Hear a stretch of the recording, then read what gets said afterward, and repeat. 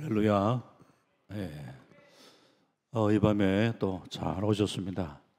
은혜 받는 귀한 밤 되시기를 주의 이름으로 축원합니다. 네. 날씨가 또 많이 더워지는 것 같습니다. 오히려 이때는 교회 오는 게 더 좋습니다. 또 집에 있는 것보다 더 시원하잖아요. 이럴 때 주님 몸된 교회 와서 주를 찾고 부르짖고 기도하고 은혜 받고 할렐루야. 네. 오늘도 은혜 받는 귀한 밤 되시기를 바랍니다. 네. 본문의 말씀은 우리 너무 잘 아는 말씀이죠. 네. 그런데 성경을 보다 보면은 예수님의 행동이 이해되지 않는 경우가 많습니다. 예를 들면 예수님이 이 땅에 계시는 동안에 많은 병자들을 고쳐주셨습니다. 병자들을 고쳐주신 후에 습관처럼 아무에게도 이것 얘기하지 마라 이렇게 얘기를 하십니다. 왜 그러셨을까?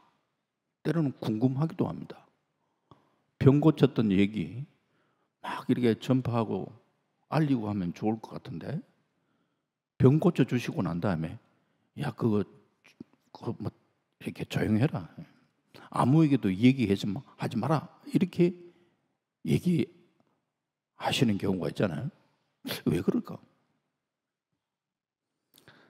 우리 예수님께서 하신 일을 드러내지 않으려는 겸손함일까? 그것도 그게 100% 이해되는 그런 해답이 아니에요. 그렇다고 해가 제가 100% 해답을 드릴 수가 없어요. 왜? 예수님이 그렇게 했는 것에 대해서 그걸 왜 그렇게 했는지 답을 말씀하지 않으니까 천국 가서 물으면 돼요. 예수님 그때 왜 그러셨습니까? 궁금하면 그때 물으면 되고, 지금은 그냥 추측할 따름이죠. 예수님은 이 땅에 우리를 구원하시기 위해서 오셨는데 병 고치는 그런 모습 보면서 사람들이 예수님은 병 고치시는 그런 분으로 오해하실까 봐 그런 당부를 하신 것이 아닌가 이런 생각이 듭니다. 오늘 본문 바로 앞에는 우리 너무나 유명한 오병이어의 기적이 기록되어 있습니다. 우리는 오병이어 이렇게 하면 다 알잖아, 그죠? 근데 새가족들은 오병이어 하면 잘 몰라요. 어떤 새가족이 교회 와서 목사님이 자꾸 오병이어의 기적 그러니까 오병이어가 도대체 뭔가 집에 가서 또 고민을 해가 오병이어가 뭘까 고민하다가 맥주 5병, 오징어 2마리 이렇게 해석을 했다는 거예요. 그게 아니고 떡병자, 보리떡 5개와 물고기 2마리 이를 가지고 5,000명을 먹이시는 그런 기적을 행하셨다. 그게 사복음서에 다 나오잖아요. 사복음서에 다 나온다는 것은 그만큼 중요하다는 거예요. 왜 그렇게 중요할까? 예수님이 보리떡 5개와 물고기 2마리 가지고 오병이어 5,000명을 먹이고도 12광절이 남았다. 이야, 대단한 사건이죠. 그저 배불리 먹었다는 그게 중요한 게 아니고 우리 예수님께서 이 땅에 특별히 요한복음은 어떤 사건보다 사건이 해석을 많이 하고 있잖아요. 이 요한복음을 보면은 예수님이 오병이어의 기적을 행한 그 뒤에 내가 생명의 떡이라는 표현을 하십니다. 예수님은 우리의 진정한 생명의 떡이 되시기 위해서 오신 메시아라는 사실을 보여주는 대표적인 이적이 오병이어의 이적이죠. 자, 그런데 예수님은 이 벳사다 광야에서 예수님을 따르면서 허기에 지친 그 5,000명의 군중들, 남자들만 5,000명이니까 또 많은 사람이겠죠. 그 오병이어의 기적을 행하셨는데 이 오병이어의 기적을 행한 뒤에 사람들의 모습이 이야, 예수님 왕으로 모시면 우리 먹는 문제 이거는 해결되는구나. 그렇게 해서 예수님을 왕으로 모시려는 그런 분위기가 쫙 깔렸습니다. 예수님은 하나님의 아들이시고 우리의 죄를 구원하시기 위해서 오신 구세주로 믿었던 것이 아니고, 예수님을 왕으로 모시면 먹는 문제, 야, 이거 하나는 뭐 경제 문제 해결되겠구나, 아주 지극히 인간적인 생각을 하고 예수님을 왕으로 모시려는 이런 분위기, 그걸 예수님은 다 간파하셨죠. 예수님은 이들의 생각을 간파하시고 저들을 피하여 숨으시면서 제자들 보고도 그곳을 떠나 배 타고 바다 건너편으로 가라고 말씀하셨습니다. 왜? 오병이어의 기적을 행하신 곳은 제자들에게는 가장 위험한 미혹의 자리라고 생각하셨기 때문입니다. 하지만 제자들은 예수님의 이 마음을 이해하지 못했습니다. 사람들은 자기를 비난하고 매장하려고 하고 돌 던지고 하는 그런 자리가 위험한 자리라고 생각합니다. 그러나 사실은 그보다 더 위험한 자리는 자신을 높이려고 하고 왕같이 섬기고 대접해 주려고 하는 그 자리가 더 위험한 자리라는 사실을 우리는 알아야 합니다. 예수님의 제자들에게는 예수님이 왕이 되실 분이라는 확신이 있었고, 예수님이 왕이 되시면은 자식들이 한 자리 다 할 것이라는 그런 인간적인 기대를 갖고 있었습니다. 성경을 보면 그것 때문에 제자들이 서로 다투었던 적도 있습니다. 그와 같은 마음과 기대를 가지고 있었던 제자들에게 예수님을 왕으로 모시려고 하는 그 자리가 제자들에게도 위험한 자리라니. 그래서 예수님은 제자들에게 야, 빨리 배 타고 건너편으로 떠나라 명령하셨습니다. 예수님을 왕으로 모시려고 했던 베세다 광야는 제자들이 머물고 싶었던 그런 자리, 떠나고 싶지 않는 자리였습니다. 그럼에도 불구하고 예수님은 제자들에게 재촉했습니다. 즉시, 오늘 22절에는 예수께서 즉시 제자들을 재촉했어요. 그래서 바다 건너편으로 가라 예수님 말씀하셨는데, 제자들은 떠나고 싶지 않는데, 이 베세다 이 광야 이게 너무 좋은데, 오병이어의 기적을 맛보았던 그 현장이 너무너무 좋은데 떠나고 싶지 않지만 예수님이 즉시 재촉해서 건너편으로 가라고 이야기해요. 이 예수님의 명령을 그들은 순종을 했다는 거죠. 이게 중요합니다. 내가 떠나고 싶지 않지만 예수님이 명령하시면은 우리는 떠나야 되는 그런 은혜가 있기를 주의 이름으로 축원합니다. 우리가 부족한 것도 많고 연약한 부분도 있고 하지만 주님이 가라 하실 때는 모든 걸 내려놓고 우리가 떠날 줄 알아야 되는. 그래서 오늘 이 말씀의 제목도 말씀 붙들고 실험해 봅시다. 말씀 붙들고. 오늘 마태복음 14장 22절을 다시 보시면 예수께서 즉시 제자들을 재촉했습니다. 재촉해서 자기가 무리를 보내는 동안에 배를 타고 앞서 건너편으로 가게 하시고, 제자들이 예수님의 말씀에 순종하여 배를 타고 바다 건너편으로 가는데 문제는 풍랑이 일었습니다. 그래서 마태복음 14장 24절 보면은 이렇습니다. 배가 이미 육지에서 술이나 떠나서 바람이 거스름으로 물결로 말미암아 고난을 당하더라. 바람이 베세다에서 건너편 쪽으로 분 것이 아니라 건너편에서 베세다로 불었습니다. 어부 출신 제자들이 노를 젓는 일에는 프로였지만서도 최선을 다해 노를 저었음에도 불구하고 배는 지금 현재 건너편으로 가지 못하고 있습니다. 왜? 바람이 역으로 너무 강하게 불어오니까. 하지만 그들은 포기하지 않고 열심히 풍랑과 싸우면서 바다 건너편으로 가려고 계속 지금 노를 젓고 있습니다. 생각해 보십시오.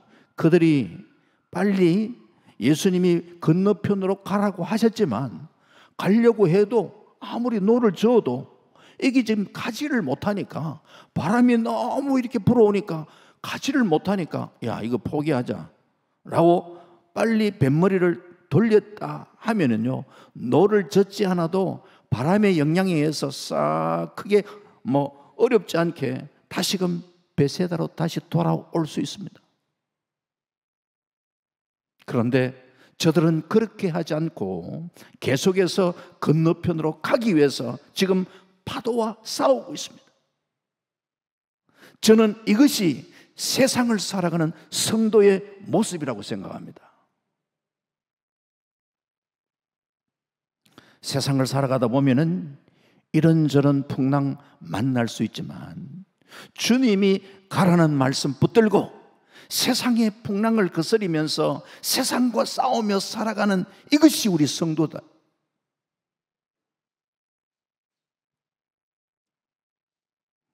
지금 주님이 사랑하시는 제자들이 지금 갈릴리 바다를 건너는데 큰 풍랑을 만났습니다.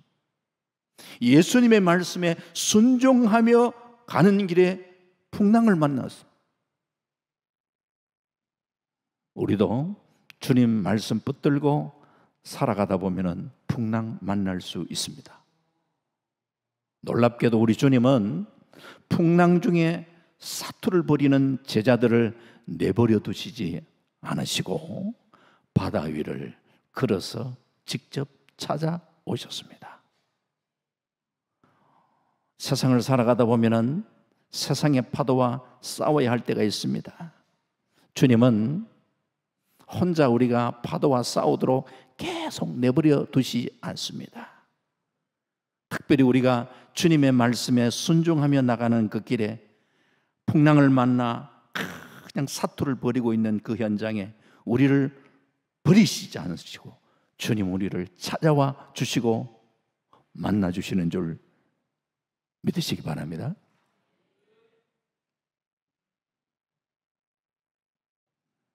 그런데 우리가 그런 세상의 풍랑과 맞서와서 그렇게 막 힘들게 우리가 어렵게 노젓고 있을 때에 세상의 민심은 어떠냐? 그렇게 어려울 때, 내가 어려운 처지에 있을 때에 그때에 막 도와주려고 애쓰는 게 아닙니다. 세상 민심은 정반대입니다. 사람들은 내가 어려울 때 떠날 가능성이 높습니다. 나를 외면합니다.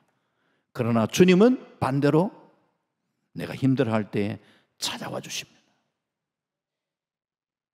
우리가 어려움을 당할 때 나 혼자 버티는 게 아니라 주님이 나를 찾아와 주신다는 이 놀라운 사실을 여러분은 믿고 나아갈 수 있기를 주의 이름으로 축원합니다.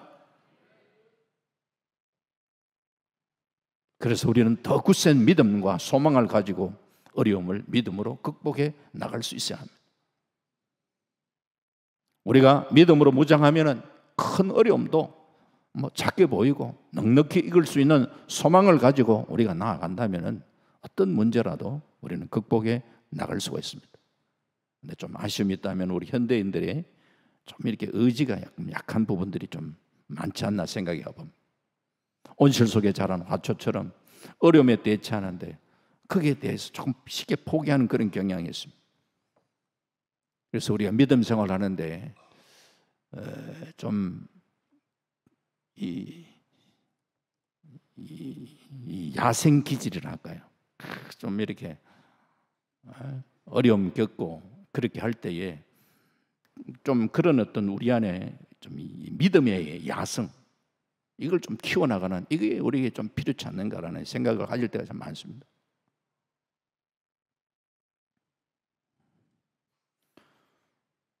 제 자신을 한번 돌아봐도 그렇습니다. 저를 여러분들이 보시면은 별로 그냥 사람이 뭐냐 아주 편안하게 아무런 그 없이 순탄하게 싹 살아왔을 것 같죠. 얼굴이 그리 보이잖아. 뭐 제가 되게 뭐 어렵고 그런 건 아니지만, 그러나 그래도 제가 주님을 경험을 하고 난 다음에 어떤 신앙의 야성이라 할까요? 이렇게 하나님 앞에 좀 매달리고 이런 하나님께서 그렇게 훈련들을 많이 시켰던 것 같아요. 돌아보면은 그것이 우리 신앙생활에 굉장히 큰 참 유익이 되고 도움이 되었던 것 같습니다.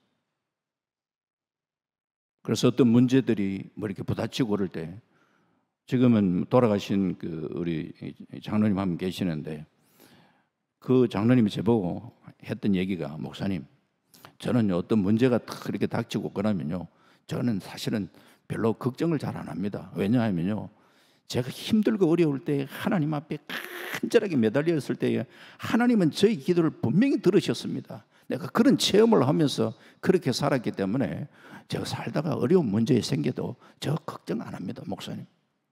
그런 경험을 갖고 있으니까 문제가 다가와도요, 거기에 대해서 크게 실제적으로 크게 두려워하지 않고, 그분은 따님이 이제 건강이 좋지 못하고 그러다 보니까 그 따님 때문에 결사적으로 막 기도하고 하는 이런 훈련들을 하나님이 그렇게 시키시는. 그러다 보니까 막 웬간한 그런 문제들 앞에서는 아이고 목사님 기도하면 되죠. 우리 모두가 주님을 제대로 만나고 그러면서 문제 앞에 당황하지 않고 그 문제를 믿음으로 기도하고 극복해 나가는 그런 신앙으로 무장하는 그런 은혜가 우리 모두에게 있기를 주의 이름으로 축원합니다. 제자들은 예수님의 말씀에 순종하여 바다 건너편으로 가다가 풍랑을 만나 지금 바람을 거슬려 힘들게 노를 젓고 있습니다. 비록 힘은 들었겠지만, 좀 전에도 말씀드렸지만 성경 속에 나타난 예수님의 제자들의 모습 속에서 저는 가장 훌륭한 모습 중에 하나가 바로 이 모습이라서, 다름이 아니라 말씀 순종하며 그렇게 나가려고 하다가 지금 현재 예쓰고 있는 그 모습이잖아요. 노를 젓고 있는데 그냥 노 젓는 게 아니에요. 말씀 예수님이 가라고 했으니까 그 말씀을 의지하면서 그 말씀을 이루려고, 그 순종하려고 그 노 젓는 그 모습 말이에요. 그게 우리 예수님을 따라가는 성도의 모습이고 제자의 모습이에요.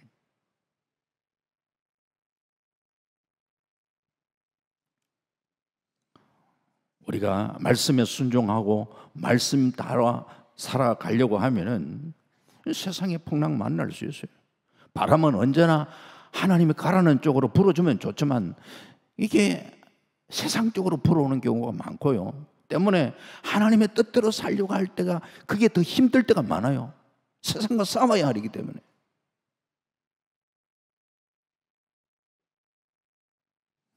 우리가 세상 방식대로 살면 그거 편한 게, 그냥 노젓지 않아도 바람 부는 대로 그냥 따라가면은 쉽게 편하게 그냥 흘러갈 수 있어요.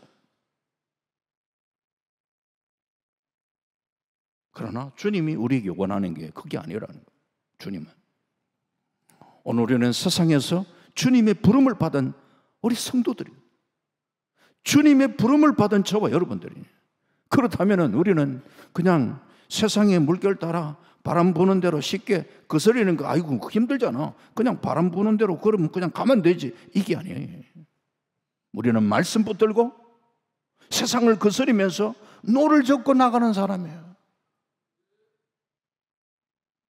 그렇게 할 때에 주님이 우리를 찾아와 주시는,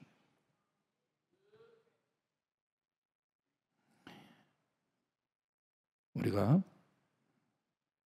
주님의 말씀을 붙들고 그 말씀에 순종하면서 애를 쓰는 그 삶의 현장 가운데 주님은 찾아오시고, 그때 우리가 주님을 새롭게 경험하는 이런 은혜가 있어야 돼요.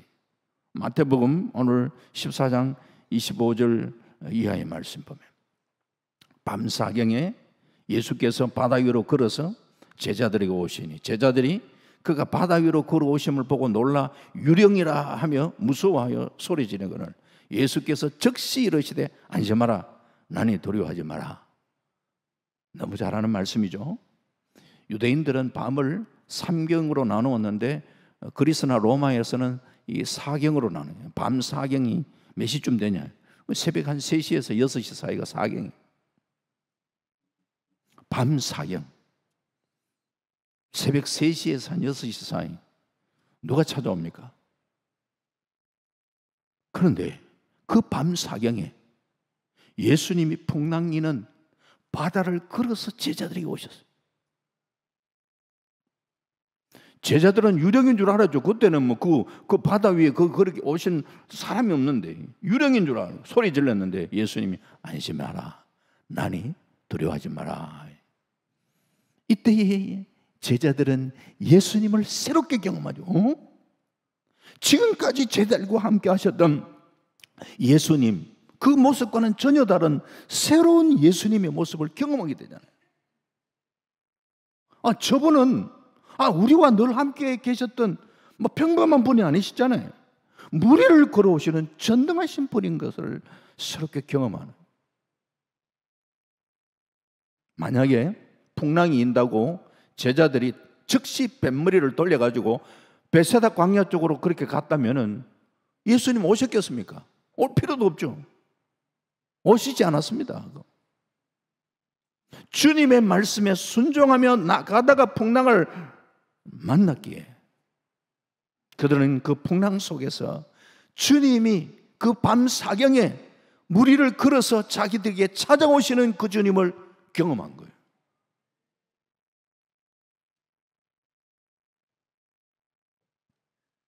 자, 그렇다면은 우리가 세상을 비록 힘겹게 살아가고 있지만 그래도 주님 바라보면서 믿음으로 살려고 참 바둥거리고 예를 쓰고 그렇게 할 때에 주님은 그래도 믿음 지키려고 예를 쓰구나 하면서 내가 전혀 생각지 못했던 그 시간에 전혀 생각하지 못했던 방법으로 우리를 찾아와 주시고 우리를 만나 주시는 거예요.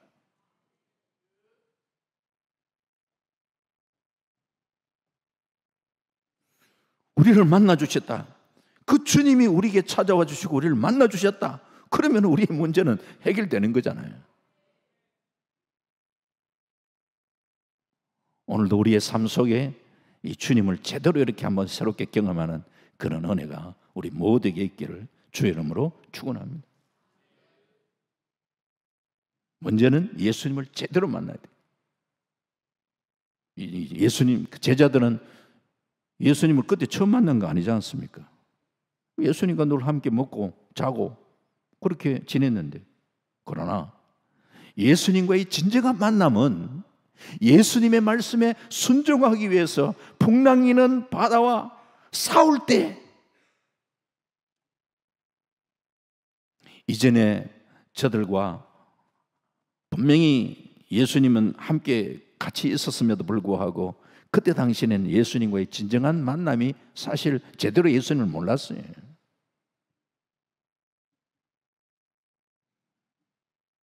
우리도 마찬가지입니다. 평생 예수 믿는다고 하면서 교회에서 살다시피 해도 진정 예수님을 만나지 못한 사람, 만남이 없는 사람 얼마든지 많습니다. 저들은 교회를 다니기 때문에, 직분을 받았기 때문에, 열심히 봉사를 하기 때문에 예수님을 만난 사람인 줄로 착각하고 사는 사람들이 많습니다. 예수님을 제대로 만나시기를 주의 이름으로 축원합니다. 그것이 신앙생활의 제일 중요한 부분이에요. 주님을 제대로 만나요. 인격적으로 제대로 만나요. 세상 사람들은 우리 예수 믿는 사람 이해하지 못할 때가 많겠죠. 이 더운데 말라고 또 교회 또 가나요? 몰라서 그런 거지. 참 주의 은혜를 사모하는 우리의 마음을 어떻게 알아? 그들이 살아계신 주님을 만난 경험이 없는 사람에게 그런 말 할 수밖에 없습니다. 오늘 주님을 제대로 만난 사람은 그 감격과 기쁨을 가슴에 안고 그리고 주님 앞에 나오기를 우리는 힘쓰고 이 주님과의 바른 만남은 말씀에 순종하기 위해서 세상과 싸우고 풍랑과 싸우고 바다와 싸우는 삶의 현장에서 이루어지는 줄 믿습니다. 그러기에 풍랑을 두려워하여 도망하는 사람은 예수님을 만날 수가 없습니다. 풍랑을 핑계 삼아서 벳세다로 뱃머리를 돌린 사람은 주님을 만날 수가 없습니다. 풍랑 일고 바람이 거슬러 불러도 주님 말씀대로 순종하는 삶을 살려고 발버둥 치는 그런 싸움을 싸워나갈 그 현장에 주님은 찾아오셔서 내니 두려워 말려, 이렇게 말씀하시는 주님을 우리는 만날 수가 있는 것입니다. 그리고 그 주님을 만나면은 세상의 풍랑은 잠잠해져. 우리는 그 주님으로 인하여 승리가 보장되는 줄 믿습니다. 제자들이 풍랑과 싸웠기 때문에 승리한 게 아닙니다. 예수님을 만났기 때문에 승리했습니다. 제자들에게는 풍랑을 이길 능력이 없었습니다. 그러나 예수님이 제자들에게 요구한 것은 풍랑을 싸워 이길 능력이 아니었습니다. 능력이 없음에도 굴하지 아니하고 풍랑과 싸우려는 믿음을 보시는 거예요. 생사를 걸고라도 우리는 세상 방식으로 살지 않겠다는 이런 마음을 가지고, 그러면서 우리는 믿음으로 나아가는 거예요. 우리는 사실 세상과 싸워 이길 힘이 우리에게 있는 건 아니죠. 하지만 주님을 의지할 때 주님이 우리에게 그 힘을, 우리에게 그 능력을 우리에게 부어주시는 거예요. 다윗이 자신의 힘으로 골리앗을 이긴 게 아니라는 걸 우리 잘 알지 않습니까? 만군의 주 여호와 하나님을 믿는 믿음, 그게 능력이 되어서 골리앗을 이길 수 있었습니다.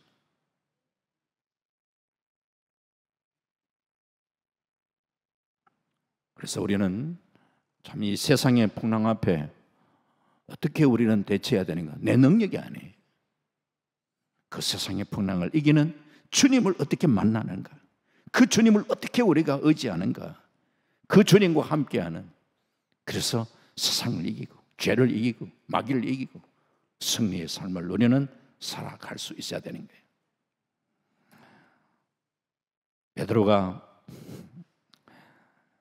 예수님을 향하여 자신도 물리를 걷게 해달라고 그렇게 얘기를 하죠. 예수님이 허락하셨습니다. 예수님을 바라보고 풍랑이는 바다에 내렸을 때에 베드로도 예수님처럼 그래도 바다를 잠시라도 걸었어.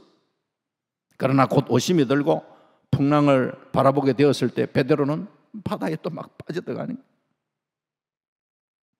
야, 이걸 보면 우리가 정말 주님을 믿고 주님을 만나게 된다면 능히 물 위에 걸었던 베드로처럼 오늘 우리들도 그 주님을 제대로 만나고 그 주님과 함께 할 때 기적의 주인공으로 살아갈 수 있다는 거예요.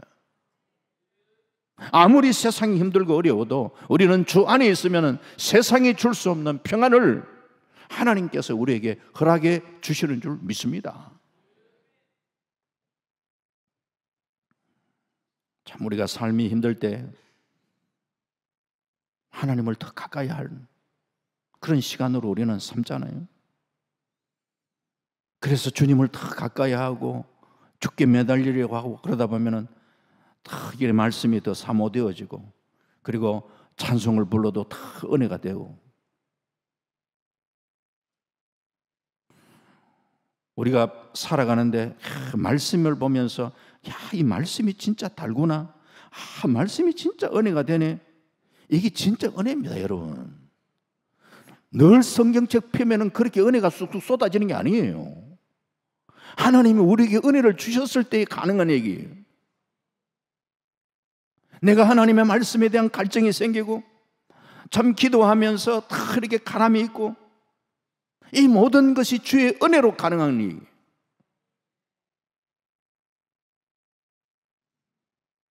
그런 부분들이 내가 힘들고 어려울 때 주님을 찾고 주님을 더 가까이 하면서 주어지는 하나님의 은혜의 선물들이에요.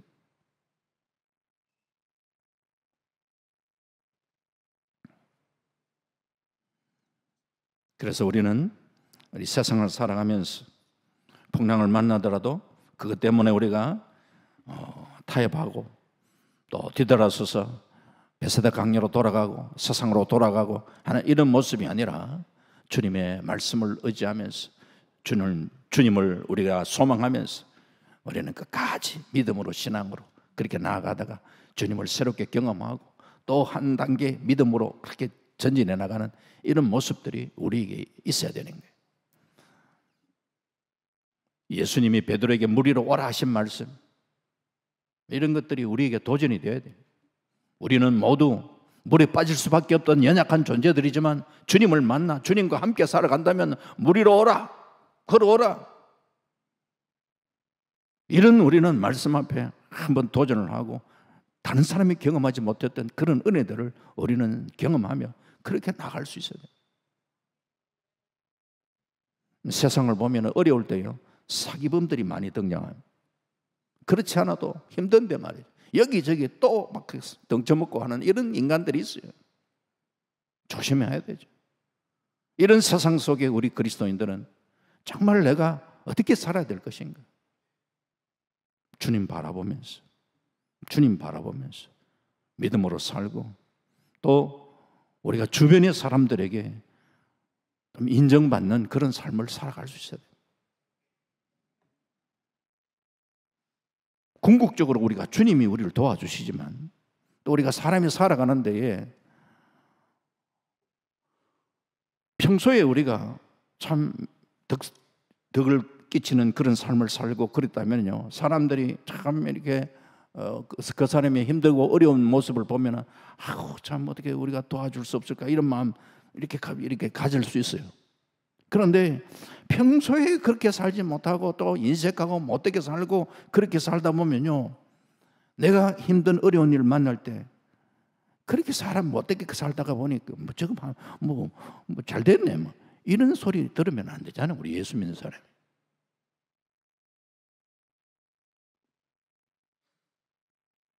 힘들고 어려울 때 우리는 주를 바라보고 온 우주 만물을 창조하신 하나님이 나의 하나님이 되시고 우리 아버지가 되심을 우리는 믿고, 그 하나님이 계시지 않는 곳이 없잖아요.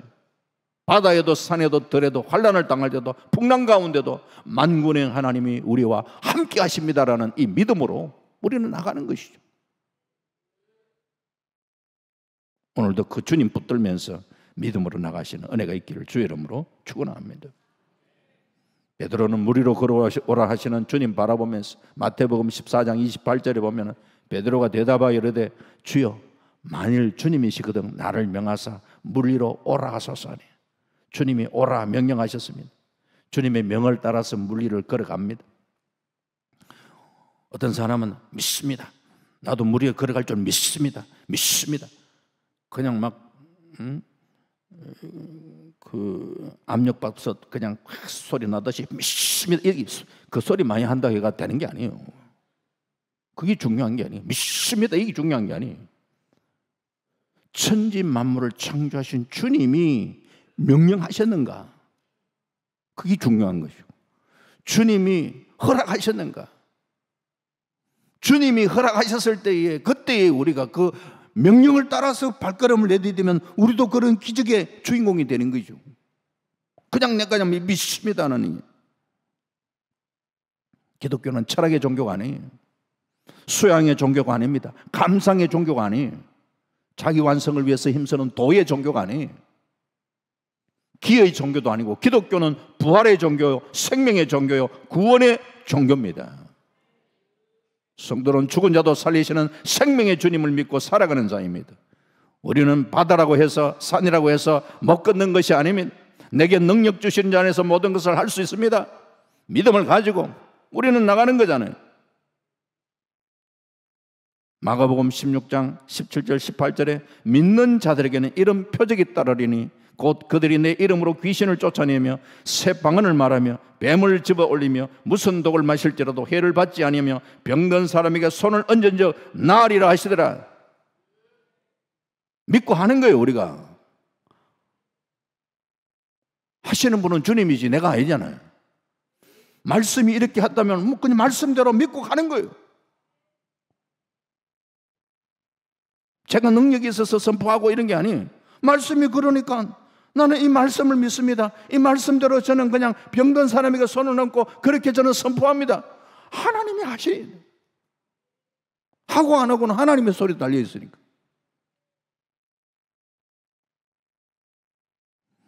주님의 능력이 오늘도 우리를 통하여 역사됨을 믿으시고 그 사실을 믿음으로 선포하고 우리는 능력 있는 삶을 우리는 살아갈 수 있기를 바랍니다. 베드로가 무리를 걷다가 마태복음 14장 30절에 바람을 보고 무서워 빠져가는지라 소리질러 이르되 주여 나를 구원하소서. 베드로가 예수님처럼 무리를 걷는 기적도 경험했지만 바람을 보고 무서워하다가 물에 빠져가는 모습을 우리는 봅니다. 이것을 보면 우리가 예수님을 평생 굴곡 없이 잘 믿으면 좋겠지만 다 그렇지는 않습니다. 사람들은 다 세상을 또 때로는 사랑할 때도 있고 하나님의 뜻을 벗어나기도 하고 실수하고 범죄하고 넘어지는 것이 우리 인간입니다. 그러나 주님은 이러한 우리를 사랑하시고 끝까지 버리지 아니하시고 용서하시는 주님, 품으시는 주님. 인간 모두에게 약점이 있습니다. 결심하지만 결심한 대로 살지 못하고 서운하지만 서운하지 못한 서운한 것을 다 우리가 이루지 못하는 이런 모습을 가지고 살 때가 많은데 세상에 빠져 살지 말라고 했지만 세상을 사랑하고 이런 우리를 주님은 포기하지 않으신다는 거예요. 베드로가 물에 빠져가는 그 모습 보고 아이고 믿음 없이 그냥 잘 빠져라 이게 아니잖아요. 주님이 베드로를 붙들어 주시잖아요. 그 주님의 사랑의 손, 우리를 붙들어 주시는 그 주님의 사랑의 손, 그 손을 우리도 다시 붙들어야 돼요. 기도하다가 기도 힘이 떨어지면 우리 마음이 무너지고 우리가 연약해질 때가 많지 않습니까? 그러나 주님은 우리를 다시 일으켜 주시는 거예요. 그게 부모의 눈이 부모의 눈. 부모는 자녀가 잘못하거나 실수를 해도 이만한 잘못하는 잘못 다 이렇게 한 번씩 하는 거 아니야? 이런 실수는 할 수가 있지. 이런 눈으로 보는 것이 부모의 눈이죠. 베드로가 예수님께 형제가 내게 죄를 범하면 몇 번이나 용서하리까? 7번 하면 되겠습니까? 크게 생각해가 7번 하면 되겠습니까? 예수님이 7번뿐 아니라 7번을 70번을 하라. 7번을 70번 490번 과연 우리가 할 수 있을까? 우리가 똑같은 죄를 범하는데 70번씩 7번씩 70번 그렇게 용서할 수 있을까? 여러분 부부지간에 그렇게 할 수 있을 것 같습니까? 천만의 말씀이에요.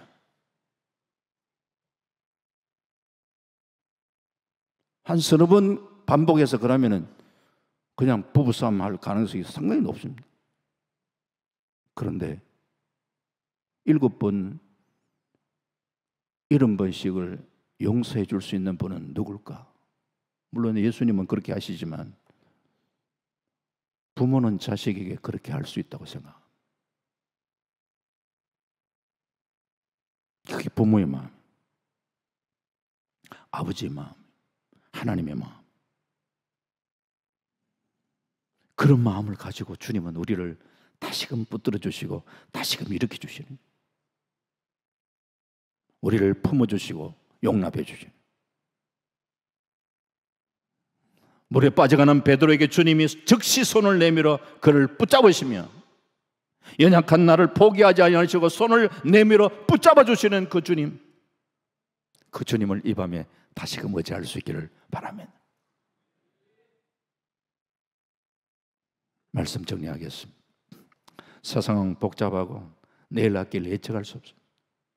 복잡한 세상, 내가 신경 쓴다고 바뀌는 것도 아니고 아이고 세상 흘러가는 대로 살자는 이런 유혹에 빠질 수도 있습니다.